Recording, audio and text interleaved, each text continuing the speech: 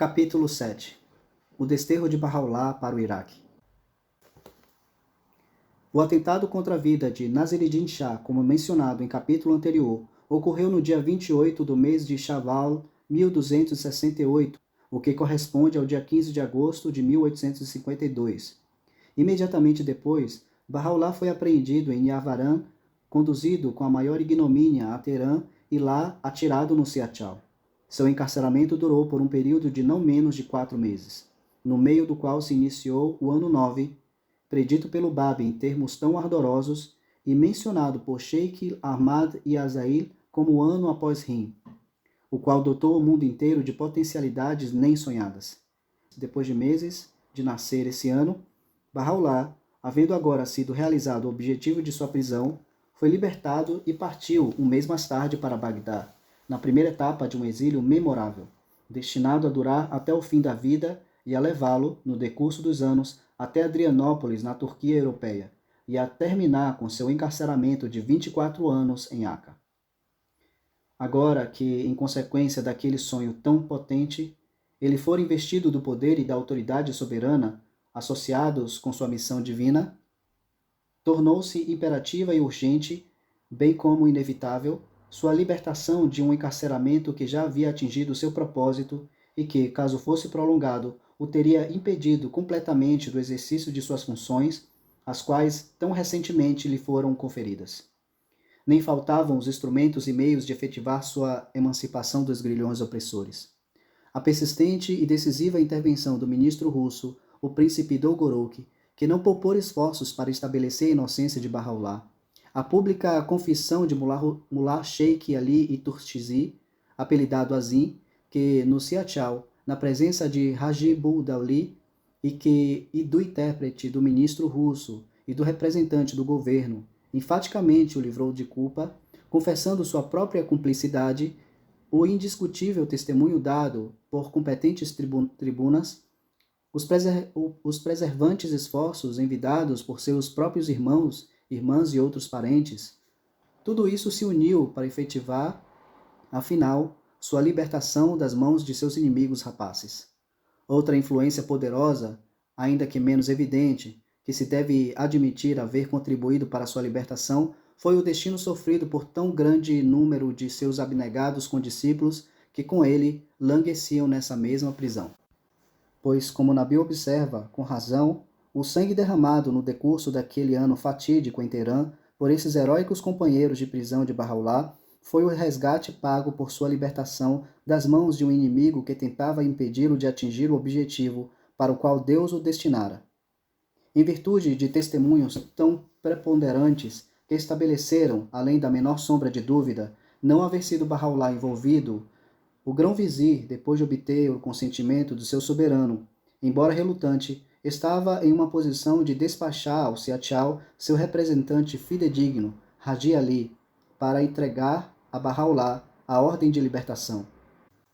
O espetáculo com o qual esse emissário se deparou, ao chegar, nele evocou tão grande indignação que ele amaldiçoou seu mestre por esse vergonhoso tratamento de um homem de tão elevada posição e imaculado renome.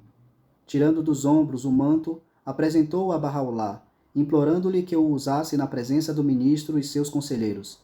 Pedido este que, enfaticamente, ele recusou, preferindo se apresentar nas vestes de prisioneiro diante dos membros do governo imperial.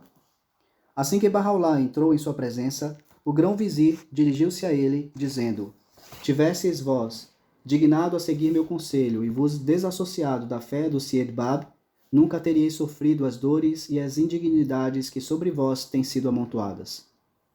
Tivesseis vós, por vossa vez, retrucou Bahá'u'lláh, seguido meus conselhos, os assuntos do governo não haveriam chegado a tão crítica fase. Mirza Ka'kan recordou então a conversação tida com ele na ocasião do martírio do Bab, quando fora advertido de que a chama que se acendeu arderá mais intensamente do que nunca. O que é que me aconselhas agora a fazer? Inquiriu ele a Bahá'u'lláh. Mandai os governadores do reino, foi a resposta instantânea, deixarem de derramar o sangue dos inocentes, deixarem de lhes saquear as propriedades, deixarem de desonrar suas esposas e maltratar suas crianças. Nesse mesmo dia, O grão-vizir agiu de acordo com o conselho que lhe dera, mas qualquer efeito que tivesse, assim como o decurso dos acontecimentos subsequentes, demonstraram amplamente, provou ser momentâneo e insignificante. O período de relativa paz e tranquilidade desfrutado por Bahá'u'lláh depois do seu trágico e cruel aprisionamento estava destinado, por determinação de infalível sabedoria, a uma duração extremamente limitada. Mal acabava ele de retornar ao seio de sua família e parentes, quando um decreto de Nasr-eddin Shah lhe foi transmitido, pelo qual era intimado a deixar o território persa, fixando o prazo máximo de 1 mês para sua partida, e permitindo-lhe o direito de escolher o país de seu exílio. O ministro russo, logo que foi informado da decisão imperial, expressou o desejo de colocar Bahá'u'lláh sob a proteção de seu governo e ofereceu proporcionar toda a facilidade para sua transferência à Rússia. Esse convite tão espontâneo, Bahá'u'lláh declinou, preferindo, guiado por um instinto infalível, estabelecer residência em território turco, na cidade de Bagdá. Enquanto eu jazia acorrentado e agrilhoado na prisão, testificou ele próprio, anos depois, em sua epístola dirigida ao czar da Rússia, Nikolaevich Alexandre II, um de teus ministros me ofereceu sua ajuda. Por isso Deus te ordenou uma posição compreensível a nenhum conhecimento senão o seu. Acautela-te para que não troques essa sublime posição.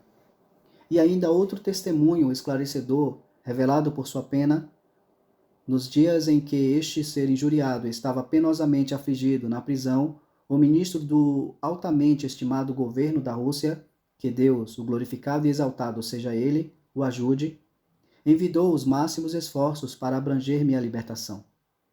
Várias vezes foi concedida permissão para me libertar. Alguns dos ulemás da cidade, porém, impediam isso. Minha liberdade foi conseguida, finalmente, através da solicitude e do esforço de Sua Excelência, o ministro Sua Majestade Imperial, o mais grandioso imperador, que Deus, exaltado e glorificado seja Ele, lhe ajude. Proporcionou-me, por amor a Deus, sua proteção que excitou a inveja e a inimizade dos insensatos da terra. O édito do Shah, equivalente a uma ordem para a expulsão imediata de Bahá'u'lláh para fora do território persa, abre um novo e glorioso capítulo na história do primeiro século Bahá'í. Visto na devida perspectiva, será até reconhecido como o ponto donde se iniciou uma das mais agitadas e momentosas épocas da história religiosa do mundo.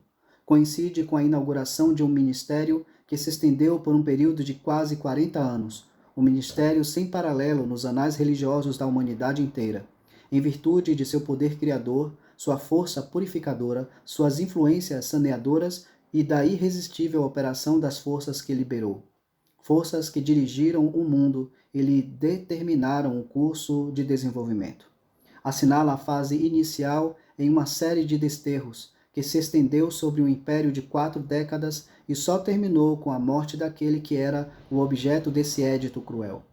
O processo que o édito pôs em movimento, gradativamente progredindo e se desenvolvendo, de início estabeleceu sua causa por algum tempo no próprio centro da bem guardada cidadela do Islã xiita, pondo-o em contato com seus mais altos e mais ilustres expoentes. Então, em etapa posterior, o fez confrontar-se na sede do califado com os dignitários civis e eclesiásticos do reino e os representantes do sultão da Turquia, o mais poderoso potentado do mundo islâmico. E, finalmente, o levou até as plagas da Terra Santa, assim cumprindo as profecias registradas tanto do Velho como do Novo Testamento, redimindo a promessa encerrada nas várias tradições atribuídas ao apóstolo de Deus e aos imames que lhe sucederam, e inaugurando a restauração da Israel, a tanto esperada, ao antigo berço de sua fé. Pode-se dizer que com esse édito começou a última e a mais frutífera das 4 etapas de uma vida cujos primeiros 27 anos foram caracterizados pelo desfrute despreocupado de todas as vantagens conferidas por uma nobre linhagem e grande riqueza, e por uma infalível solicitude pelos interesses dos nobres, pelos enfermos e pelos espezinhados. Anos estes seguidos por 9 anos de serviço ativo e exemplar como discípulo do Bab, e finalmente por um encarceramento de 4 meses de duração, ensombrado do começo ao fim por perigo imortal, por perigo mortal, amargurado por tristezas agonizantes e imortalizado, ao aproximar-se de seu término, pela repentina erupção de forças liberadas por uma revelação sobrepujante, que revolucionava a alma. Esta compulsória e apressada partida de Bahá'u'lláh para fora de sua terra natal, acompanhado por alguns de seus parentes, lembra em alguns aspectos a fuga precipitada da Sagrada Família para o Egito, a repentina migração de Maomé, pouco tempo depois de haver ele assumido o cargo de profeta, de Meca para Medina, o êxodo de Moisés, seu irmão e seus prosélitos de sua terra natal, em atenção à determinação divina. Lembra, sobretudo, a expulsão de Abraão, de Ur, da Caldeia, para a terra prometida, banimento este que, por sem número de benefícios que propiciou aos mais diversos povos, crenças e nações, constitui a mais estreita aproximação histórica com as bênçãos incalculáveis que seriam concedidas no presente e no futuro a toda espécie humana, como consequência direta do exílio suportado por aquele cuja causa é a flor e o fruto de todas as revelações anteriores. Abdu'l-Bahá, depois de enumerar em sua obra resposta a algumas perguntas, as vastas consequências do banimento, afirma significativamente que, desde que o exílio de Abraão, de Ur a Alepo, na Síria, produziu esse resultado, devemos considerar qual não será o efeito do exílio de Bahá'u'lláh nas várias transferências de Teherã a Bagdá, dali a Constantinopla, a Adrianópolis e a Terra Santa.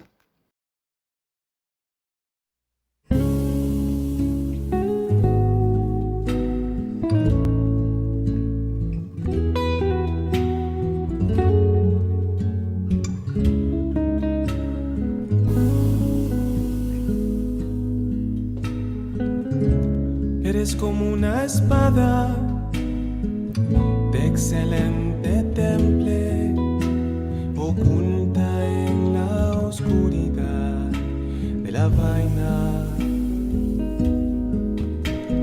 cuyo valor es desconocido para el artífice.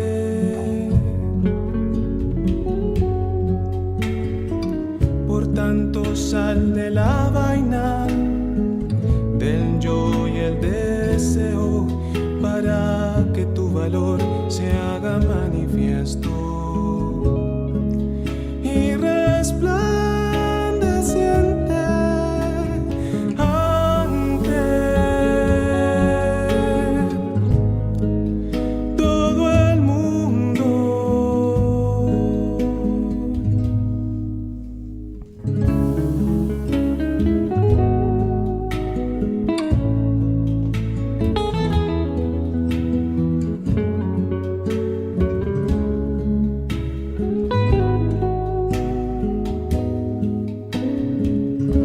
Eres como una espada de excelente temple, oculta en la oscuridad de la vaina, cuyo valor es desconocido para el artífice.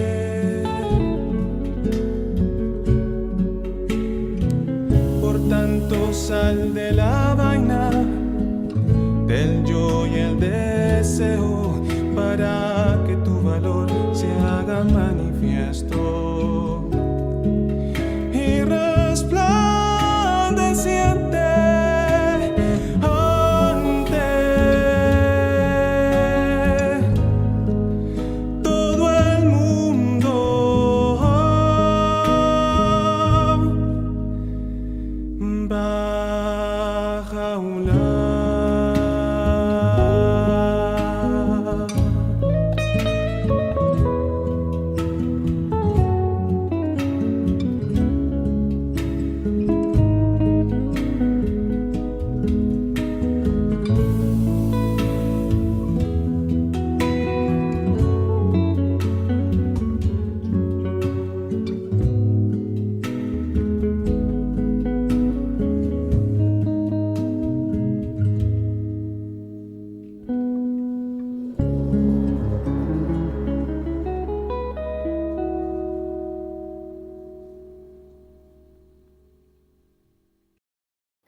No primeiro dia do mês de Rabiuth Thani, do ano de 1269, 12 de janeiro de 1853, 9 meses após seu regresso de Karbila, Bahá'u'lláh, junto com alguns de seus membros, dos membros de sua família, e escoltado por um oficial da guarda pessoal do imperador e um funcionário representante da legação da Rússia, iniciou sua viagem de 3 meses para Bagdá.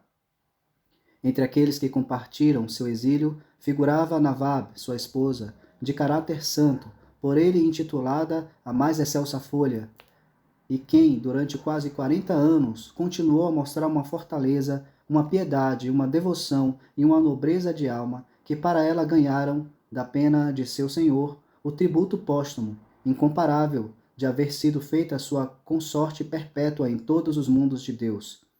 Entre os exilados que agora se despediam pela última vez de sua terra natal, se incluía também o filho de Bahá'u'lláh, de 9 anos de idade, mais tarde apelidado o Maior Ramo, destinado a ser o centro de seu convênio e autorizado intérprete de seus ensinamentos, juntamente com sua irmã de 7 anos, conhecida em anos posteriores pelo título de sua ilustre mãe, e cujos serviços, até a idade avançada de 86 anos, bem como sua exaltada linhagem, lhe justificavam a distinção de ser considerada a heroína proeminente da era Bahá'í. Dos 2 irmãos que o acompanharam nessa viagem, o primeiro era Mirza Musa, conhecido geralmente como Akai Kalim, seu firme e apreciado defensor, o mais capaz e distinguido dentre seus irmãos e irmãs, e uma das únicas 2 pessoas que, segundo o testemunho de Bahá'u'lláh, estavam informadas adequadamente das origens de sua fé. O outro foi Mirza Muhammad Quli, um meio-irmão, que não obstante a apostasia de alguns de seus parentes, permaneceu até o fim leal à causa que a ele adotara.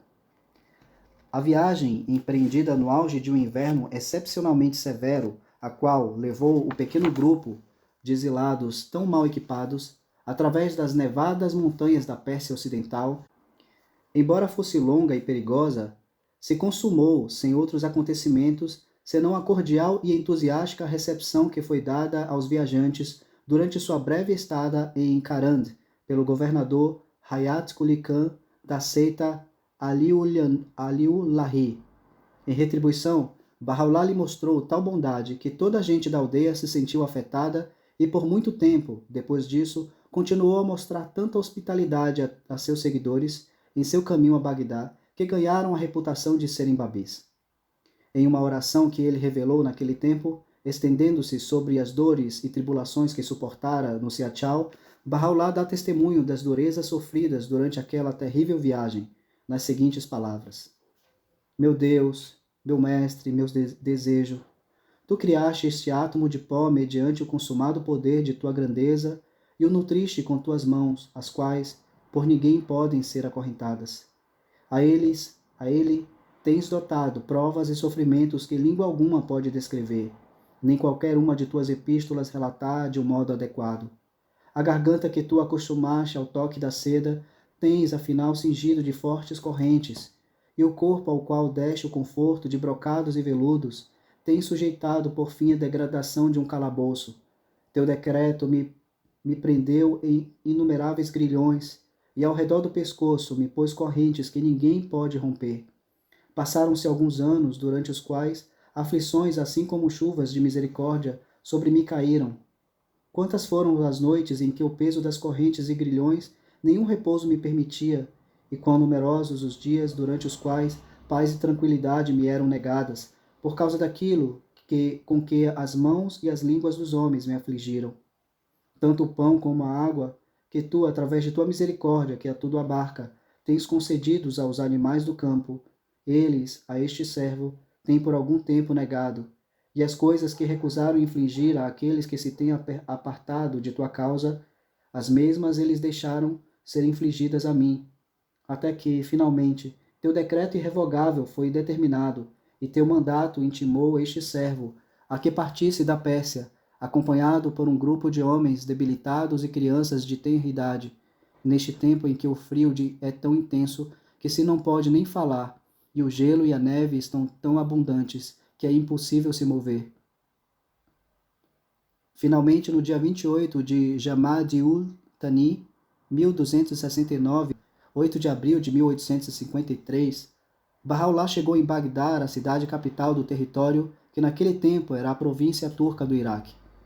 Daí precedeu ele, alguns dias depois, a Qazimain, cerca de 3 milhas para o norte da cidade, uma cidade habitada principalmente por persas, e onde os 2 Qazimins, o 7º e o 9º dos imames, estão sepultados. Pouco depois de sua chegada, o representante do governo do Shah em Bagdá lhe visitou e sugeriu que seria aconselhável, em vista do grande número de visitantes que se aglomeravam nesse centro de peregrinação, estabelecer sua residência em Bagdá Velho, sugestão esta que ele de pronto aceitou. Um mês mais tarde, perto do fim de Rajab, ele alugou a casa de Haji Ali Madad, em um bairro antigo da cidade, e para essa casa se mudou com sua família. Nessa cidade, descrita em tradições islâmicas como Zazrul Kufi, designada por séculos como a Morada da Paz e imortalizada por Bahá'u'lláh como a Cidade de Deus, ele continuou a residir até seu desterro a Constantinopla, com exceção de seu retiro de 2 anos nas montanhas do Kurdistã e suas visitas ocasionais a Najaf, Karbala e Qazimain. A essa cidade havia o Alcorão aludido como a Morada da Paz, para a qual o próprio Deus convoca. Ainda outra referência se fizera a isso nesse mesmo livro, no versículo: para eles há uma morada de paz com seu Senhor, no dia em que Deus a todos haverá de reunir. Dessa cidade se irradiava, onda após onda, um poder, um esplendor e uma glória que insensivelmente reanimaram uma fé que languecia, penosamente ferida, afundando-se na obscuridade, ameaçada de extinção. Dessa cidade se difundiram, dia e noite, e com sempre crescente energia, as primeiras emanações de uma revelação que em sua amplitude, sua profusão, sua força propulsora e no volume e na variedade de sua literatura, estava destinada a exercer a do próprio Bab, ou melhor, a exceder a do próprio Bab. Sobre seu horizonte irromperam os raios do sol da verdade, cuja glória nascente se havia ensobrecido durante 10 longos anos, com as nuvens negras de um ódio consumidor, um ciúme ineradicável, uma implacável malícia. Nessa cidade se erigiu pela primeira vez o tabernáculo do prometido Senhor dos Exércitos, e se estabeleceram inexpugnavelmente os alicerces do reino do Pai, desde muito tempo esperado.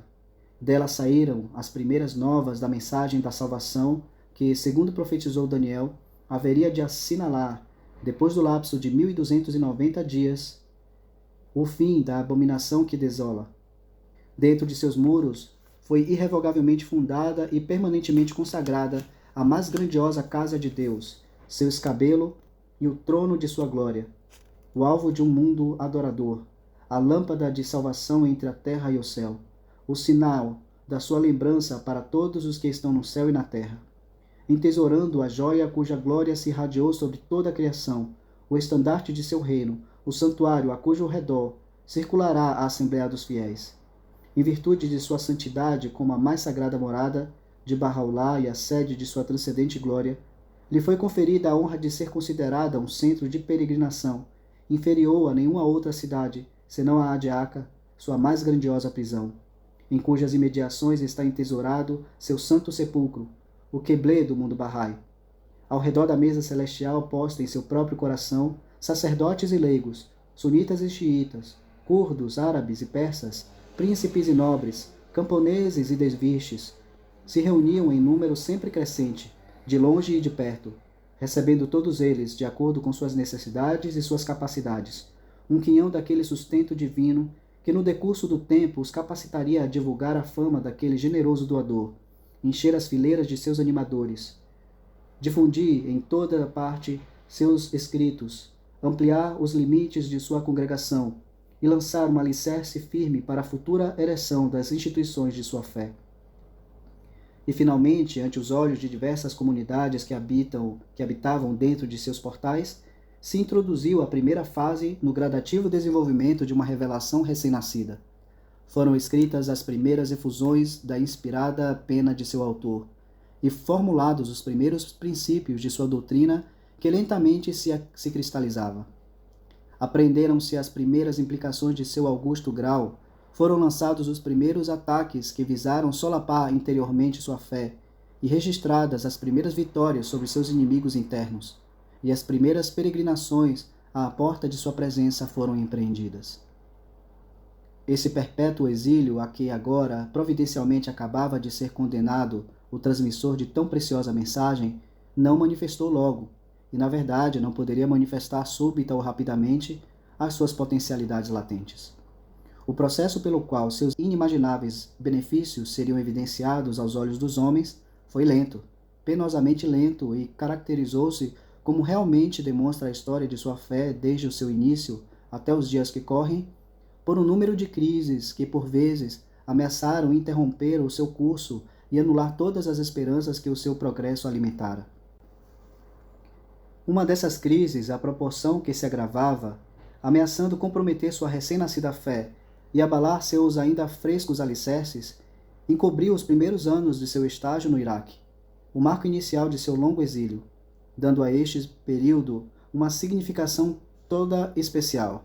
Ao contrário das crises que a precederam, esta foi de caráter puramente íntimo, tendo sido ocasionada tão somente pelos atos, ambições e desatinos daqueles que se numeravam no seio de seus declarados condiscípulos. Os inimigos externos da fé, quer civis ou eclesiásticos, que até então haviam sido os responsáveis principais pelos reveses e humilhações que ela sofrera, estavam agora relativamente quietos. O apetite público por vingança, que havia parecido insaciável, diminuiria um pouco agora, em consequência das torrentes de sangue que havia ocorrido. Ainda mais, um consentimento que se aproximava de esgotamento e desespero se apoderara de alguns de seus inimigos mais inveterados, os quais tinham bastante astúcia para perceber que, embora a fé tivesse se curvado aos severos golpes em suas mãos, sua estrutura havia permanecido essencialmente intacta e seu espírito não se rendera. As ordens emitidas aos governadores das províncias pelo grão-vizir, além disso, tiveram um efeito moderado entre as autoridades locais, levando-as agora a abster-se de desencadearem sua fúria sobre um odiado adversário e de lhe infligirem suas sádicas crueldades. Houve, em consequência, um período de calma momentânea, destinado a ser interrompido, em época posterior, por uma onda de medidas repressivas, nas quais o sultão da Turquia e seus ministros, bem como a ordem sacerdotal sunita, se aliariam com o Shah e o clero xiita da Pérsia e do Iraque em um esforço de exterminar, uma vez por todas, a fé e tudo o que ela representava. Enquanto persistia essa pausa, começavam a revelar-se os primeiros sinais da crise interna já mencionada, uma crise que, embora menos espetacular aos olhos do público, provou, à medida que se aproximava de seu clímax, ser uma gravidade sem precedentes, reduzindo a força numérica dessa comunidade ainda em sua infância, pondo-lhe em perigo a unidade, causando dano imenso a seu prestígio e, por um período considerável, maculando-lhe a glória. Essa crise, já em fermentação nos dias imediatamente depois de sua execução do Bab, intensificou-se durante os meses em que a mão controladora de Bahá'u'lláh foi de repente retirada em consequência de seu encarceramento no Seatchal de Teherã. Agravou-se ainda mais com seu precipitado desterro da Pérsia e começou a salientar as feições perturbadoras durante os primeiros anos de sua estada em Bagdá. A força devastadora dessa crise acelerou-se no decorrer dos 2 anos de retiro de Bahá'u'lláh às montanhas do Kurdistão, e embora fosse detida por algum tempo depois de seu regresso de Sulaymaniyeh, em virtude das influências preponderantes exercidas enquanto se preparava para a declaração de sua missão, irrompeu mais tarde, com violência ainda maior, e atingiu seu clímax em Adrianópolis, vindo, porém, a receber finalmente o golpe mortal com o impacto das forças irresistíveis que foram liberadas mediante a proclamação de sua missão a toda a humanidade.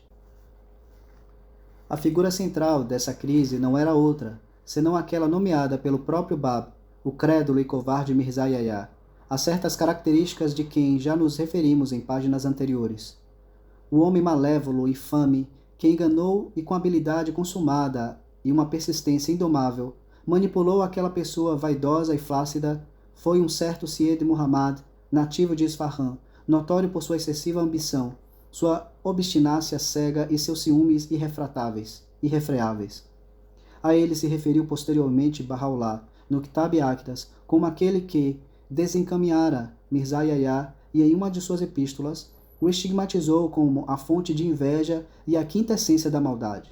Enquanto Abdu'l-Bahá descreveu a relação que existia entre os dois como a de uma criança de peito e o muito apreciado seio da mãe, havendo sido forçado a abandonar os estudos no Madrizi Sadri, escola de Isfahan, esse Syed, envergonhado e com remorso, migrara a Karbala, onde se alistara nas fileiras dos seguidores do Bab, evidenciando-se nele, porém, após o martírio, sinais de vacilação que expunham a superficialidade de sua fé e a fraqueza de suas convicções.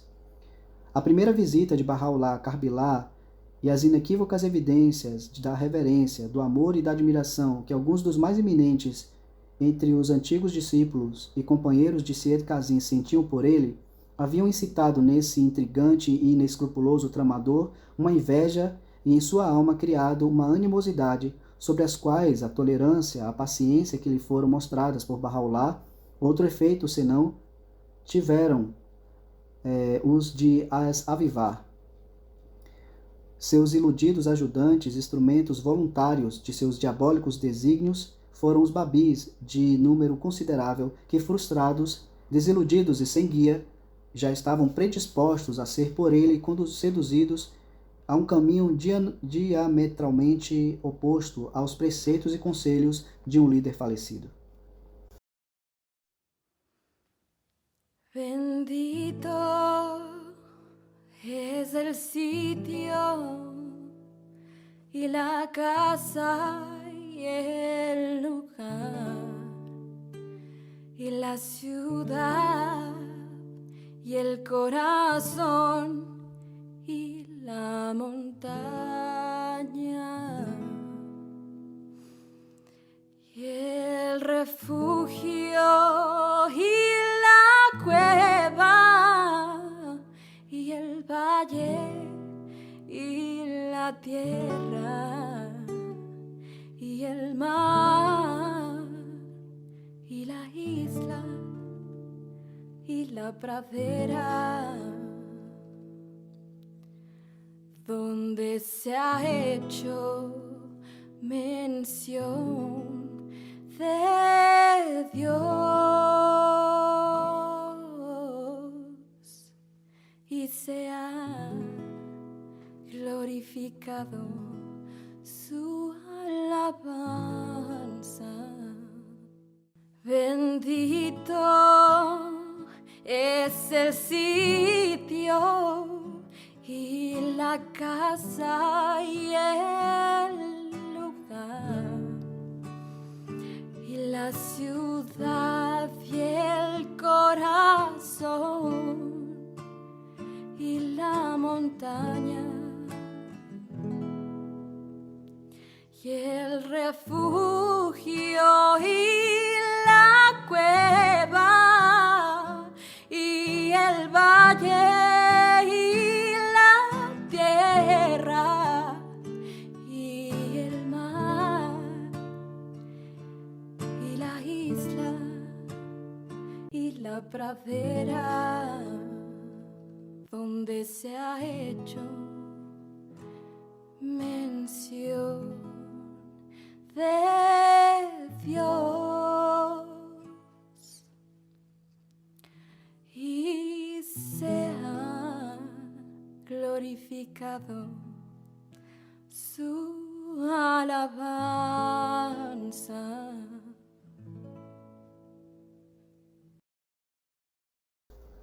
Em vista do fato, pois, de não mais estar o Bab no meio de seus seguidores e de estar a pessoa por ele nomeada buscando um refúgio seguro nas montanhas de Mazindaran, ou disfarçado em derviche, ou em árabe, vagando de cidade em cidade, ou em vista de haver sido Bahá'u'lláh aprisionado e subsequentemente banido para além das fronteiras de sua terra natal, tendo sido ceifada a flor da fé, uma série de matanças que parecia interminável, os remanescentes daquela comunidade perseguida estavam submersos em uma angústia que os aterrava e paralisava. lhe sufocando o espírito, confundindo a mente e pondo à prova a máxima lealdade. Reduzidos a tal extremidade, não mais puderam depender de qualquer voz, de autoridade suficiente para lhes aquietar os pressentimentos, resolver os problemas ou lhes prescrever os deveres e obrigações. O próprio Nabil, viajando nesse tempo pela província de Khurasan, cena de tumultuosas primeiras vitórias de uma fé nascente, havia resumido suas impressões da condição prevalecente. O fogo da causa de Deus, testifica ele em sua narrativa, quase havia sido extinguido em toda parte, e nenhum traço de ardor podia eu perceber em qualquer lugar. Em Qazvin, segundo o mesmo testemunho, o remanescente da comunidade se havia dividido em 4 facções, amargamente opostas uma à outra e presas das mais absurdas doutrinas e fantasias. Bahá'u'lláh, ao chegar em Bagdá, uma cidade que testemunhara as ardorosas evidências do zelo incansável de Tahirih, encontrou entre seus conterrâneos residentes nessa cidade apenas um só Babi, enquanto em Qazimalim, habitada principalmente por persas, permanecia uma simples mão cheia de seus compatriotas que ainda professavam sua fé no Bab com medo e clandestinamente.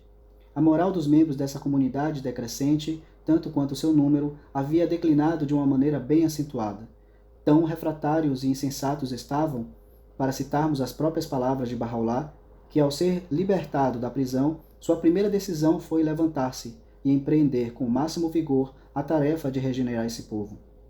Como declinava o caráter dos professos adeptos do Bab, e como se multiplicavam as provas da profunda confusão que entre eles medrava, os desordeiros que se achavam à espreita e cujo único propósito era explorar em seu próprio benefício a progressiva piora da situação, se manifestaram cada vez mais audaciosos. A conduta de Mirza Yahya, que pretendia ser o sucessor do Bab e que se orgulhava de seus altissonantes títulos de Miratul Azaliyet, Espelho Eterno, Subis Azal, Manhã da Eternidade, e Ismul Azal, Nome da Eternidade, e especialmente as maquinações de Syed Muhammad, agraciado por ele com o grau de primeira entre as testemunhas do Bayan, assumiam tal feição que o prestígio da fé ia sendo diretamente envolvido e sua segurança seriamente comprometida. Tão violento choque sofrera aquele após a execução do Bab, que quase abandonou sua fé, errando por alguns tempos sob os disfarces de um derviche nas montanhas de Marzidaran. Ele, pelo seu procedimento tão severamente, pôs à prova seus irmãos de fé em Nur, a maioria dos quais fora convertida através da infatigável dedicação de Bahá'u'lláh, que eles também hesitaram em suas convicções, chegando alguns a abandonarem-se, ou melhor, a bandearem-se para as hostes inimigas. Ele, em seguida, encaminhou-se a Rasti e permaneceu oculto na província de Gilan até a sua partida para Kirmanshah, onde, a fim de melhor encobrir-se, colocou-se ao serviço de certo Abdullah Qazvini, fabricante de mortalhas, tornando-se vendedor de seus artigos. Ainda aí se achava quando Bahá'u'lláh passou por essa cidade a caminho de Bagdá. Exprimiu a este seu desejo de morar próximo a ele, mas numa casa para si só, onde incógnito pudesse dedicar-se a algum negócio. Conseguiu de Bahá'u'lláh uma soma em dinheiro, com o qual comprou diversos fardos de algodão, partindo em seguida com traje de árabe para Bagdá, via Mandalij. Aí estabeleceu-se na Rua dos Negociantes de Carvão, situada num velho quarteirão da cidade, e colocando um turbante na cabeça, além de adotar o nome de Haji Ali Las Furush, aventurou-se à sorte de sua nova ocupação. Syed Muhammad, nesse ínterim, estabeleceu-se em Karbilá e se empenhava a fundo, tendo Mirza Yahya como seu braço direito, em disseminar a desavença e em atrapalhar a vida dos exilados e da comunidade que os mesmos se achegara. Não é, pois, de estranhar ter Bahá'u'lláh, que se achava ainda incapaz de divulgar o segredo que se revolvia dentro de seu peito, proferido estas palavras de advertência, de conselho e de afirmação, ao tempo em que as sombras começavam a adensar-se em torno dele. Os dias de provações e aflições se levantam e as bandeiras da dúvida se agitam em cada canto, espalhando o mal e conduzindo os homens à perdição.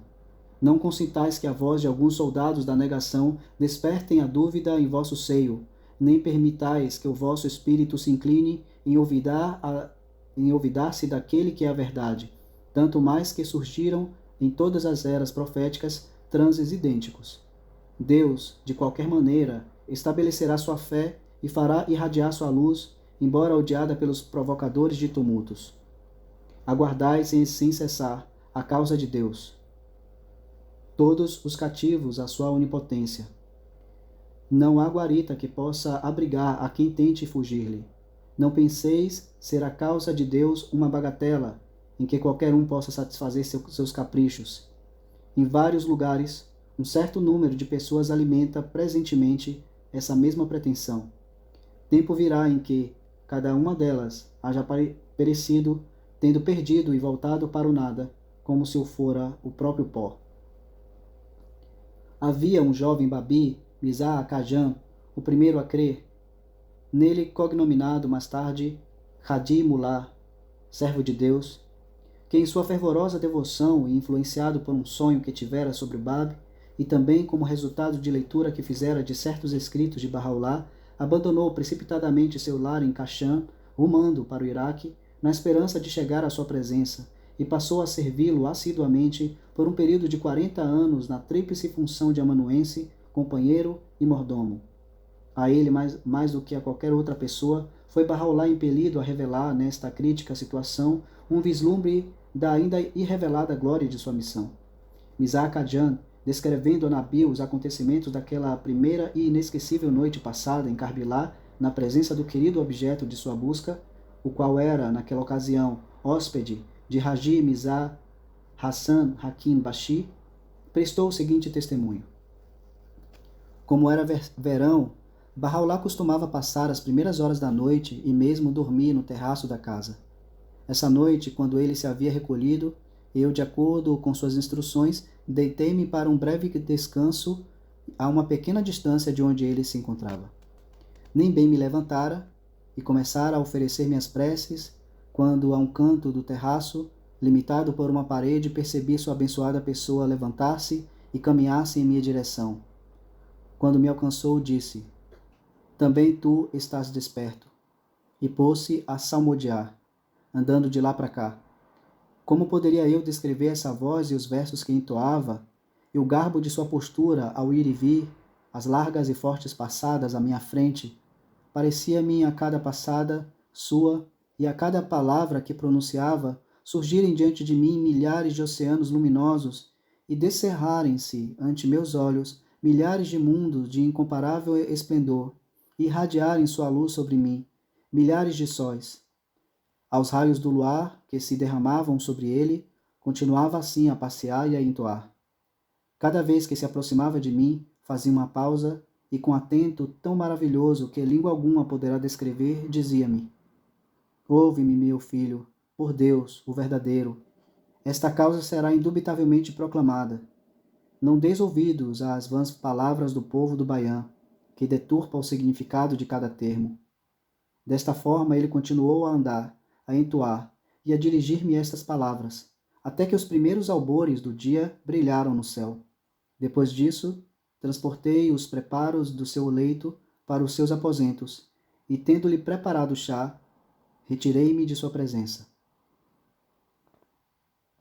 A confiança estilada em Mizar Kajan por esse imprevisto e repentino contato com o espírito e gênio diretor desta revelação, recém-nascida, atingiu as profundezas de sua alma. Alma esta já inflamada pela chama do amor que sentira, ao reconhecer a ascendência que seu recém-encontrado mestre já exercia sobre seus condiscípulos, tanto no Iraque como na Pérsia.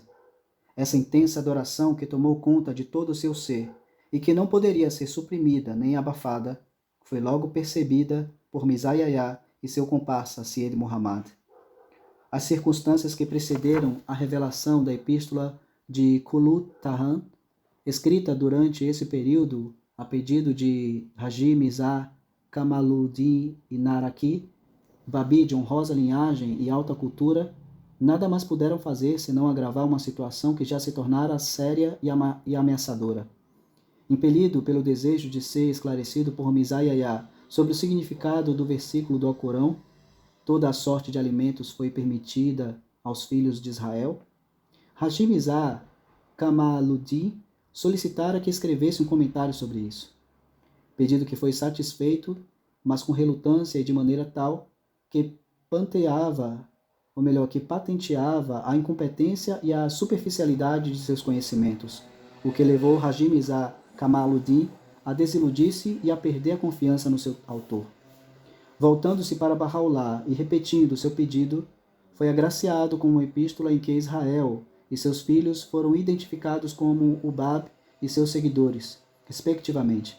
Epístola que, em razão das alusões nela contidas, da beleza de sua linguagem e da lógica de seu argumento, tanto arrebatou a alma de seu destinatário que, se não tivesse impedido a mão de Bahá'u'lláh, teria ele proclamado imediatamente a descoberta do segredo de Deus na pessoa daquele que a revelara. A essas provas de uma veneração cada vez mais profunda por Bahá'u'lláh e extremado afeto à sua pessoa, acrescentava-se agora ainda maiores motivos para a eclosão dos recalcados ciúmes que o seu crescente prestígio provocava nos âmbitos de seus desafetos e inimigos. A constante ampliação do círculo de seus conhecidos e admiradores, seu contato amistoso com oficiais, inclusive o governador da cidade, a sincera homenagem que em tantas ocasiões e tão espontaneamente lhe era prestada por homens que anteriormente foram distinguidos companheiros de Syed Kazim, a desilusão que a persistente ocultação de Mirza Yahya e as informações pouco lisonjeiras circulando a respeito de seu caráter e que suas habilidades haviam engendrado, os sinais de crescente independência, de sagacidade inata e de inerente superioridade e capacidade para dirigir, que foram demonstradas inequivocamente pelo próprio Bahá'u'lláh. Tudo isso contribuiu para alargar a brecha que o infame e astucioso Syed Muhammad se empenhara assiduamente em criar. Percebia-se claramente uma posição clandestina, cujo escopo era anular todo o esforço despendido por Bahá'u'lláh e frustrar-lhe todos os planos concebidos para a reabilitação de uma comunidade desorientada. Circulavam incessantemente insinuações cujo propósito era disseminar a dúvida e a suspeita e fazer crer que ele fosse um usurpador, o destruidor das leis instituídas pelo Bab e provocador do náufrago de sua causa. Suas epístolas, interpretações, invocações e comentários vinham sendo velada e indiretamente criticados, impugnados e adulterados. Até mesmo um atentado físico à sua pessoa foi preparado, mas não chegou a concretizar-se. A taça da tristeza de Bahá'u'lláh transbordava agora. Todas as suas exortações, todos os seus esforços para remediar uma situação que rapidamente se deteriorava, continuaram a ser infrutíferas. A velocidade de suas múltiplas tribulações aumentava visivelmente hora a hora. Sobre a tristeza que lhe enchia a alma e a gravidade da situação que enfrentava, seus escritos revelados durante aquele período sombrio derramavam abundante luz. Em algumas de suas orações, confessa ele de um modo lancinante que tribulação após tribulação se haviam aglomerado ao seu redor, que adversários de comum acordo haviam contra ele investido, que miséria lastimavelmente o atingira e que os mais negros pesares lhe sobrevieram. Ao próprio Deus invoca ele como testemunha de seus suspiros e lamentos, de sua incapacidade, pobreza e desamparo, dos males que suportou e da degradação que ele sofreu. Tão penoso tem sido meu pranto, assevera ele em uma de suas orações, que foi impedido de te mencionar e de cantar teus louvores. Tão alta foi a voz de minha lamentação, declara ele em outra passagem, que cada mãe de luto por seu filho se assombraria e haveria de deter seus prantos e seu pesar. As injúrias por mim sofridas, lamenta ele em seu Lawi Marian, apagaram da epístola da criação as injúrias sofridas por meu primeiro nome, o Bab.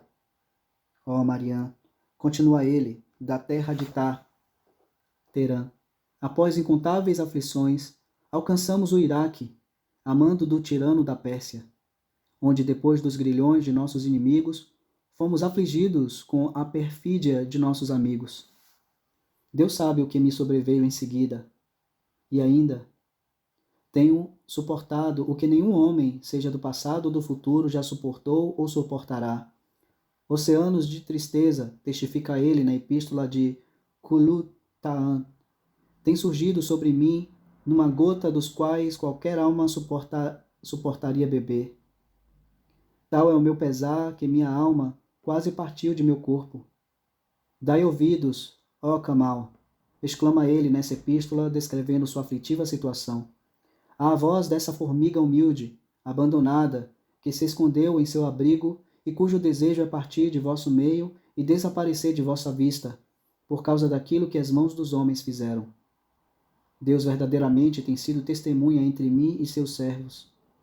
E ainda, ai de mim, tudo que tenho visto desde o dia em que eu primeiro bebi o puro leite do seio de minha mãe, até este momento, tem sido apagado de minha memória, em consequência daquilo cometido pelas mãos do povo.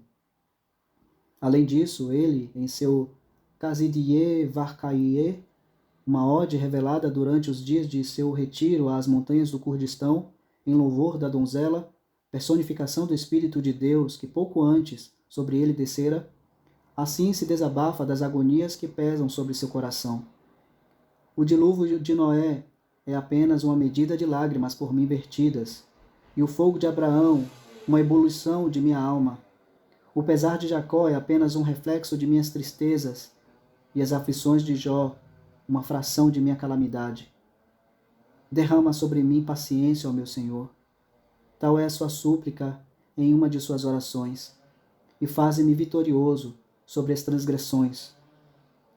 Nesses dias, escreveu ele no Kitab Khan, referindo-se à violência dos ciúmes, que naquele tempo começavam a mostrar suas presas venenosas. Difundem-se tais odores de ciúmes que, desde o princípio da fundação do mundo até o tempo presente, não apareceram de modo algum tal malícia, tal inveja e ódio, nem se presenciará igual no futuro. Por 2 anos, ou um pouco menos, declara ele de igual modo em outra epístola, afastei-me de tudo salvo de Deus, e para todos, exceto ele, fechei os olhos, a fim de que o fogo do ódio talvez se extinguisse e o ardor dos ciúmes viesse a diminuir. O próprio Mizar Khajan testificou. Esta abençoada beleza demonstrava tanta tristeza que as fibras de meu corpo tremiam.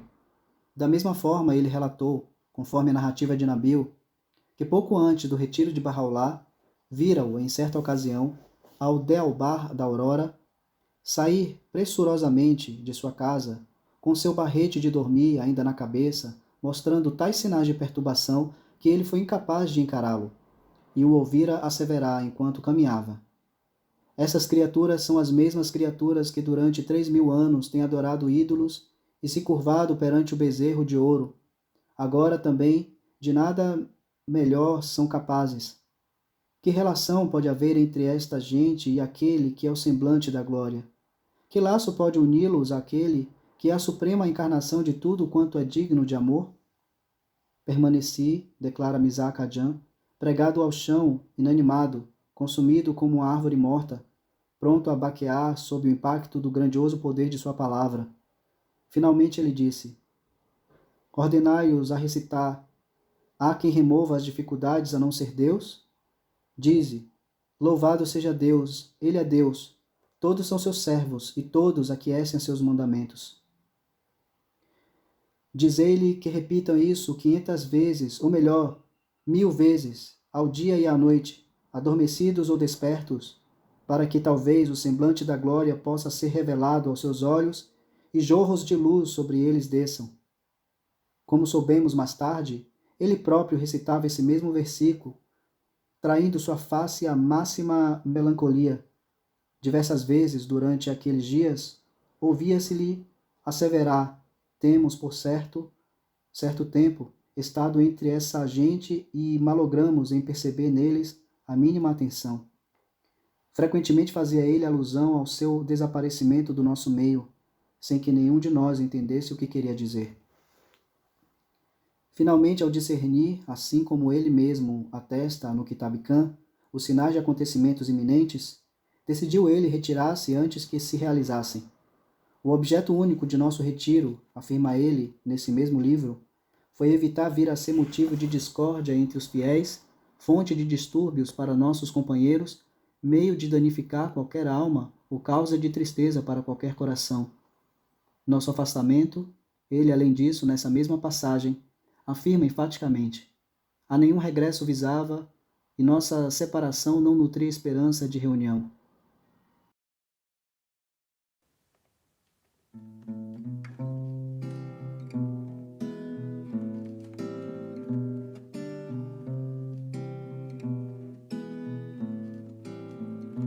Gloria a ti, oh mi Dios, si no fuera por las tribulaciones en tu sendero.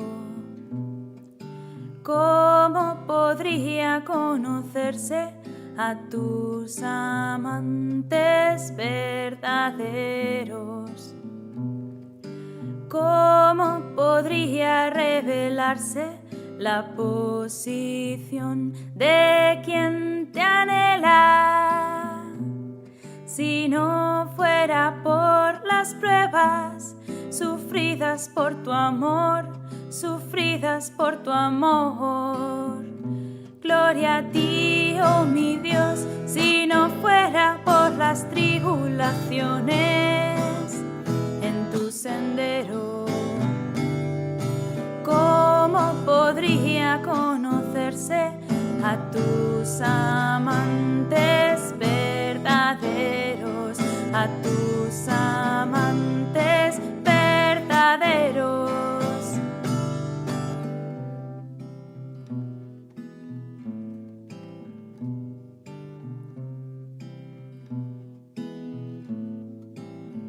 Los compañeros de quien te adora son las lágrimas que derrama, el consuelo de quien te busca son los lamentos que profiere y el alimento de quien te anhela son los fragmentos de su corazón, son los fragmentos de su corazón. Gloria a ti, oh mi Dios, si no fuera por las tribulaciones en tu sendero. ¿Cómo podría conocerse a tus amantes verdaderos, a tus amantes verdaderos?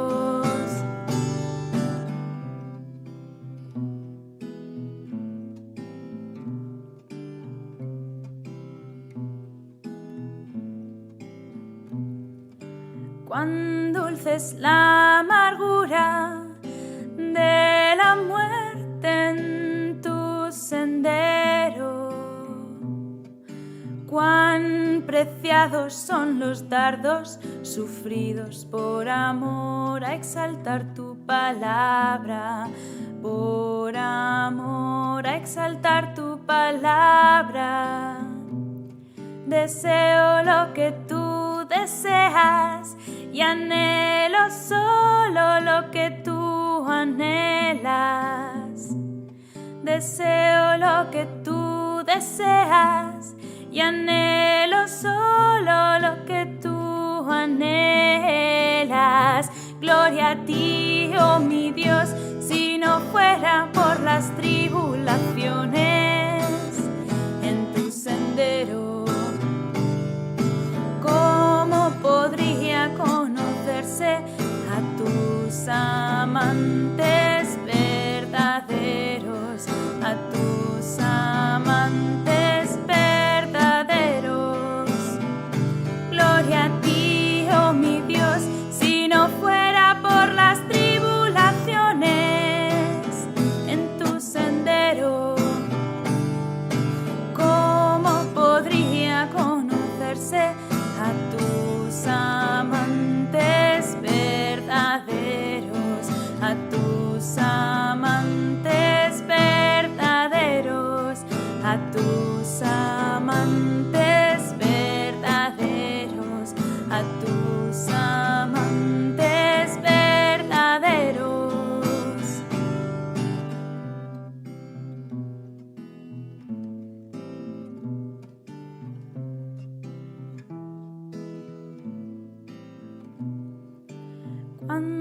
dulce es la amargura de la muerte en tu sendero.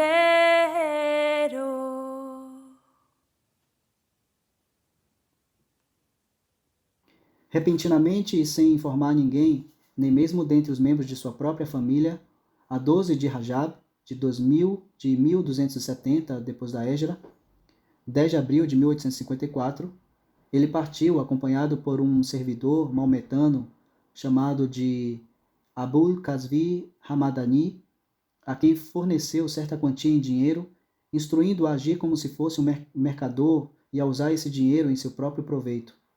Pouco tempo depois, esse servidor foi assaltado e morto por bandoleiros, ficando Bahá'u'lláh completamente sozinho em suas peregrinações através dos desertos do Kurdistão, região cuja forte e belicosa gente era conhecida por sua secular hostilidade para com os persas, a quem consideravam como dissidentes da fé do Islã e de quem diferenciavam nas ideias, na raça e no idioma.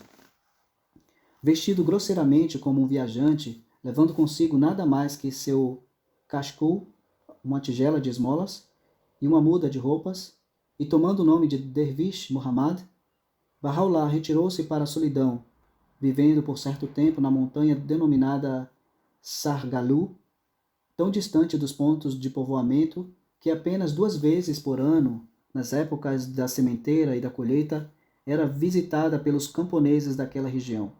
Sozinho e tranquilo, passou considerável parte do seu retiro no alto dessa montanha, numa tosca construção feita de pedras, que servia àqueles camponeses como abrigo contra os rigores do tempo.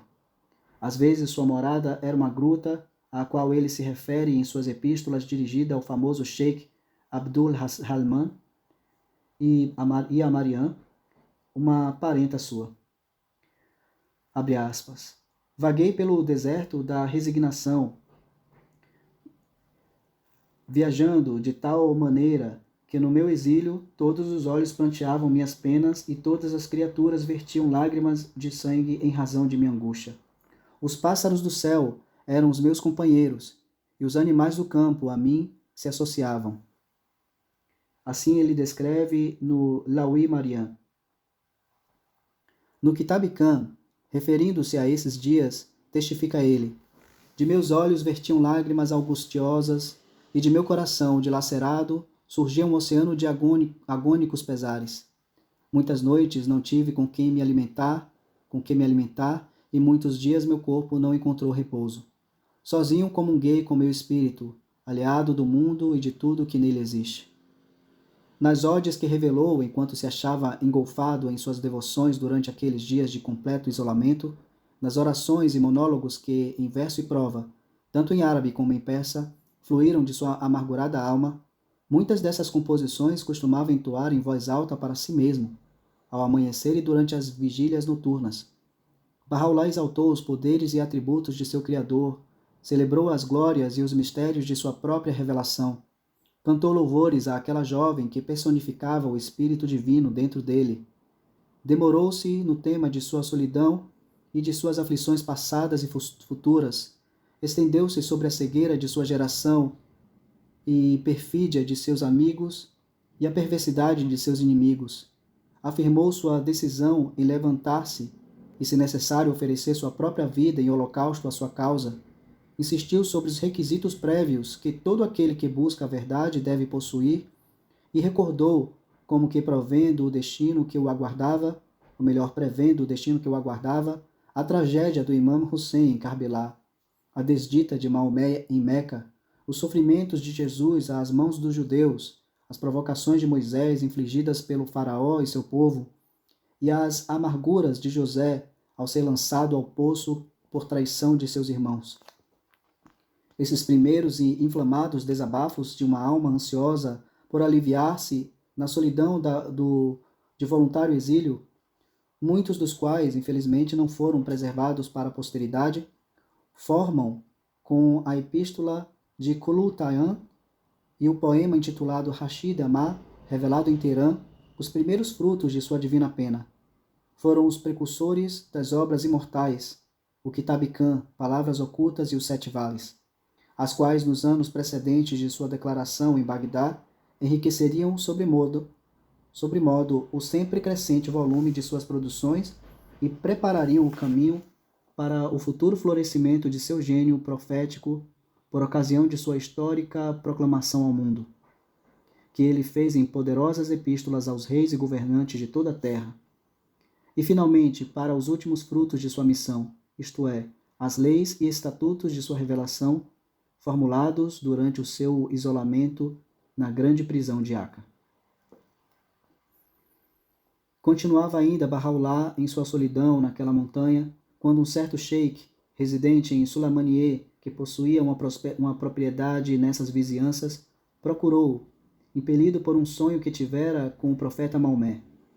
Pouco tempo depois do estabelecimento desse contato, o líder da ordem do Hadiyeh, Sheikh Ismail, que morava em Sulaymaniyeh, visitou-o e, após reiterados pedidos, obteve seu consentimento em transferir sua residência para essa cidade.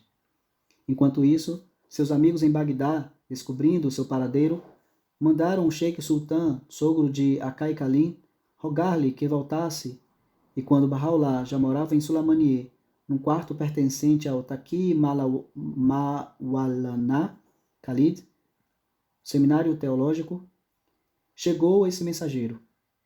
Ao relatar esses acontecimentos a Nabil, diz esse mesmo Sheikh Sultan: encontrei todos aqueles que moravam com Bahá'u'lláh nesse lugar, desde o mestre até o mais humilde neófito, tão enlevados e arrebatados por ele, e tão longe de admitir sequer a possibilidade de sua partida, que tive a certeza de que, se eu os informasse do propósito de minha visita, não teriam hesitado em pôr término à minha vida.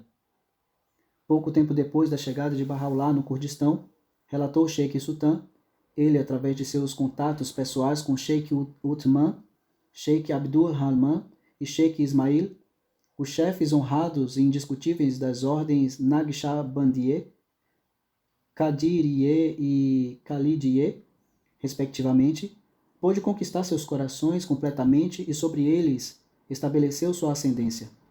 O primeiro destes, Sheikh Uthman, incluía entre seus aderentes até o próprio sultão e seu séquito. O segundo, em resposta a cuja pergunta foi revelada posteriormente a obra Os Sete Vales, dispunha de inabalável lealdade, de pelo menos 100.000 devotados seguidores, enquanto o terceiro era a tal ponto venerado pelos seus adeptos que o consideravam como igual ao próprio Khalid, fundador da ordem. Logo de início, quando Bahá'u'lláh veio a Sulaymaniyeh, ninguém suspeitava ser ele possuidor de erudição ou sabedoria por causa do estreito silêncio da reserva que ele mantinha. Foi só por acidente, havendo eles visto uma espécie de sua fina caligrafia, que lhes fora mostrado por um estudante que lhe atendia, que se despertou a curiosidade dos eruditos instrutores e estudantes daquele seminário, e eles se sentiram impelidos a se aproximar dele, a fim de averiguarem o grau de seus conhecimentos e a medida de sua familiaridade com as ciências e as letras entre eles correntes.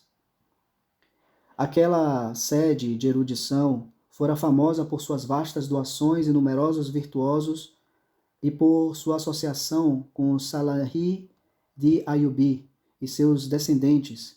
Dela havia saído alguns dos mais ilustres expoentes do Islã sunita para ensinar seus preceitos, e agora uma delegação, chefiada pelo próprio Sheikh Ismail e constituída pelos mais eminentes doutores e pelos estudantes de maior destaque, vai visitar Bahá'u'lláh, e vendo que ele estava disposto a responder a qualquer pergunta que lhe quisesse dirigir, pediram que elucidasse, no curso de várias entrevistas, as passagens difíceis contidas na obra célebre do famoso Sheikh Muhyiddin Arabi, intitulada Futuhat Makkiyeh, Deus é minha testemunha. Foi a resposta imediata de Bahá'u'lláh à erudita delegação. Deus é minha testemunha que nunca vi o livro ao qual vos referis. Qualquer coisa que desejes que eu faça, entretanto, eu a considero fácil de fazer através do poder de Deus.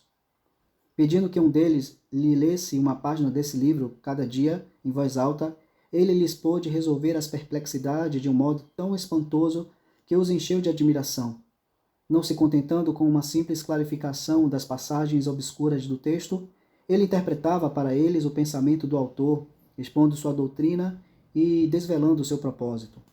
Algumas vezes, até mesmo questionava a validez de certas opiniões apresentadas naquele livro e oferecia ele próprio uma exposição correta das questões que haviam sido mal compreendidas, sustentando-a com provas e evidências que convenciam plenamente seus ouvintes. Assombrados pela profundeza de sua perspicácia e pelo alcance de seu entendimento, foram impelidos a buscar nele aquilo que consideravam ser uma evidência terminante e conclusiva do poder e conhecimento sem paralelo que para aqueles agora ele parecia possuir. Nenhum místico, sábio ou letrado, afirmaram eles, enquanto lhe solicitavam mais este favor, provou até o presente ser capaz de escrever um poema em rima e métrica idênticas às das mais longas das duas odes, e intitulada Qasidiyeh Tayyeh, de autoria de Ibn Farid. Rogamo-lhe que escreva para nós um poema nessa mesma métrica e rima. Para satisfazer esse pedido, Bahá'u'lláh ditou nada menos de 2.000 versos completamente de acordo com os requisitos apontados. Desses, porém, ele escolheu apenas 127 que lhes permitiu conservar, considerando os demais como tendo assunto prematuro e inaptável às necessidades da época. São estes mesmos 127 versos que constituem Qasidiyeh Varkhaye, tão familiar e tão largamente divulgado entre os seus prosélitos de língua árabe. Tal foi a reação dos favorecidos a esta maravilhosa demonstração de sagacidade e gênio de Bahá'u'lláh, que eles unanimemente reconheceram ser cada verso desse poema dotado de inspiração, beleza e vigor, altamente superiores aos que caracterizavam as odes, tanto a maior como a menor, de autoria daquele celebrado poeta. Este episódio, sem dúvida, o mais significativo dentre os que se passaram durante os 2 anos da ausência de Bahá'u'lláh de Bagdá, estimulou diversamente o interesse com que um crescente número de ulemás, eruditos, sheikis, doutores, sacerdotes e príncipes que se haviam congregado nos seminários de Sulaymaniyeh e Karkut observavam agora suas atividades cotidianas. Através de seus numerosos discursos e epístolas, ele descerrou novos horizontes aos seus olhos, resolveu as dúvidas que agitavam suas mentes, revelou o mais profundo significado de muitas passagens até então obscuras, contidas em escritos de vários comentaristas, poetas e teólogos, e explicou as asserções aparentemente contraditórias, tão abundantes nessas dissertações, poemas e tratados. Tais foram a estima e o respeito a ele dispensados, que alguns os consideraram como um dos homens do invisível, outros o repudiaram como sendo um adepto da alquimia e da ciência da magia, outros ainda o apontaram como um pivô do universo, ao passo que não pequeno número de seus admiradores chegou a acreditar ser ele nada menos que um profeta. Curdos, árabes e persas, doutos e ignorantes, nobres ou humildes, jovens ou idosos, todos que vieram a conhecê-lo dispensaram-lhe igual reverência, e não poucos dentre eles, em verdade, dispensaram verdadeira e profunda afeição a despeito de certas asserções e referências à sua qualidade de profeta, feitas em público, que, se tivessem sido proferidas por qualquer outro de sua raça, teriam provocado uma fúria capaz de pôr em perigo sua vida. Não é de se admirar que o próprio Bahá'u'lláh, no Lawi Marian, houvesse qualificado o período de seu retiro como o mais poderoso testemunho e a mais perfeita e conclusiva evidência da veracidade de sua revelação. Em pouco tempo, e a afirmação de Abdu'l-Bahá, o Kurdistão se magnetizava com o seu amor. Durante esse tempo, Bahá'u'lláh viveu na pobreza.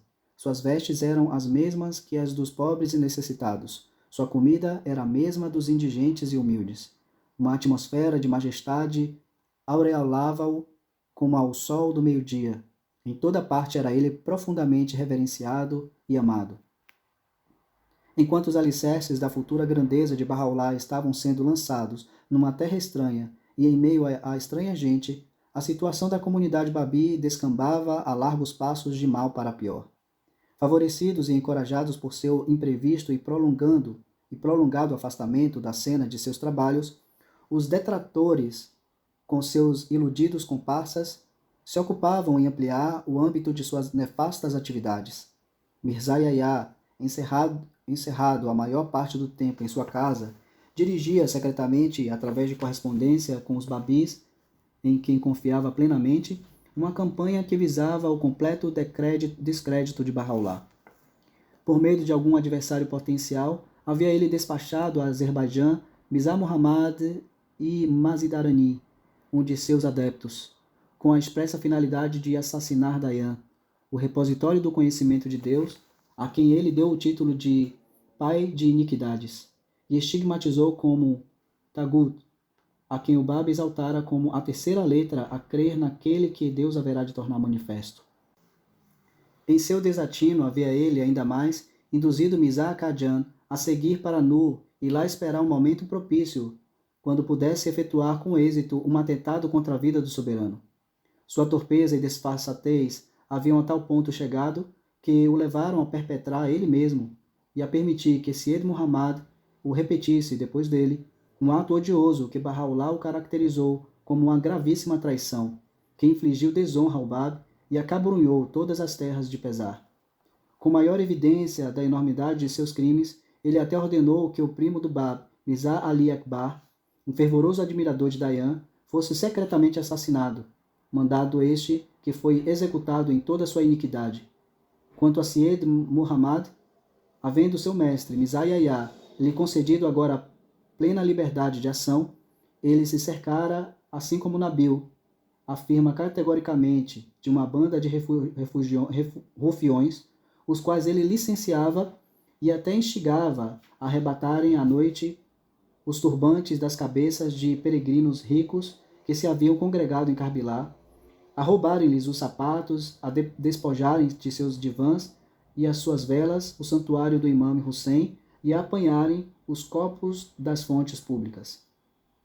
A profundidade da degradação em que havia caído esses assim chamados aderentes da fé do Bab não pôde deixar de evocar em Nabil a lembrança da renúncia sublime que foi evidenciada da conduta dos companheiros de Mullah Hussein, os quais, de acordo com a sugestão de seu chefe, jogaram com desprezo para o lado do caminho o ouro, a prata e as turquesas que possuíam, ou que foi evidenciada no comportamento de Wahid, quando recusou permitir que se retirasse um dos tesouros, nem sequer o do menor valor, contido em sua suntuosa mobiliada casa em Yazdi, antes de ser ela saqueada pela populaça, ou que foi demonstrada pela decisão de Rujat, de não permitir que seus companheiros, embora na borda da inanição, se apoderassem de propriedade alheia, ainda que fosse para salvar suas próprias vidas.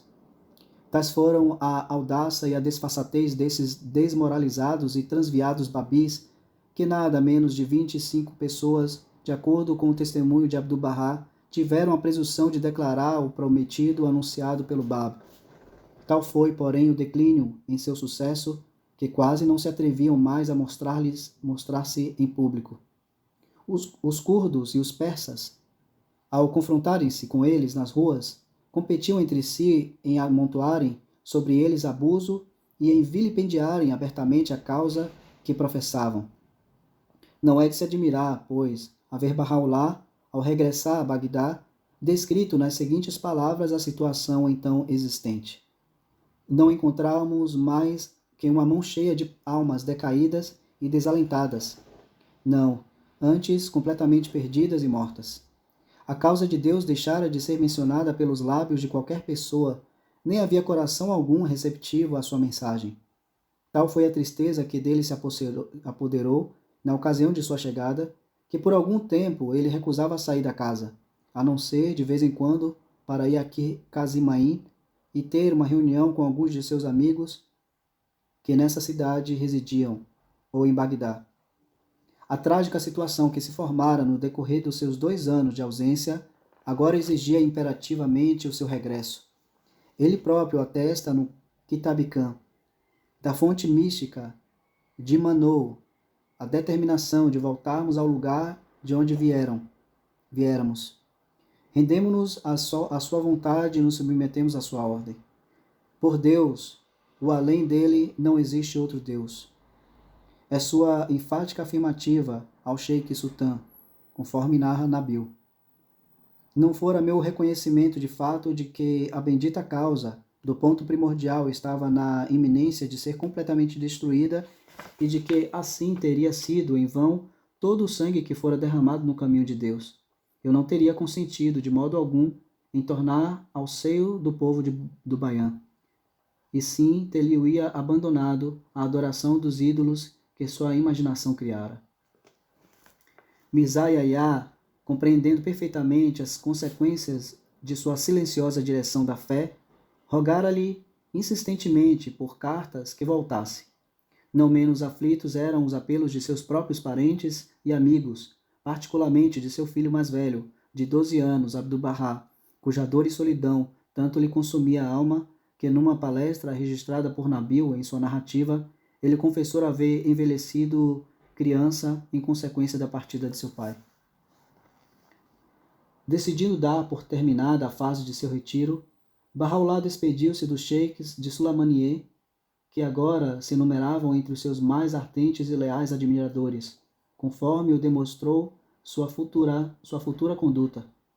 Acompanhado pelo sheik sultã, ele reencaminhou seus passos em direção a Bagdá, margeando o rio das tribulações, no seu próprio dizer, prosseguindo por lentas etapas e conforme declarou ao seu companheiro de viagem, no conhecimento de que estes derradeiros dias de seu exílio seriam os únicos dias de paz e tranquilidade que lhe restavam. Dias iguais, disse ele, nunca mais a sorte me proporcionará. Ao 12º dia de Rajab, 1272 depois da Hégira, 19 de março de 1856, chegou ele a Bagdá, precisamente 2 anos lunares após a sua partida para o Kurdistão.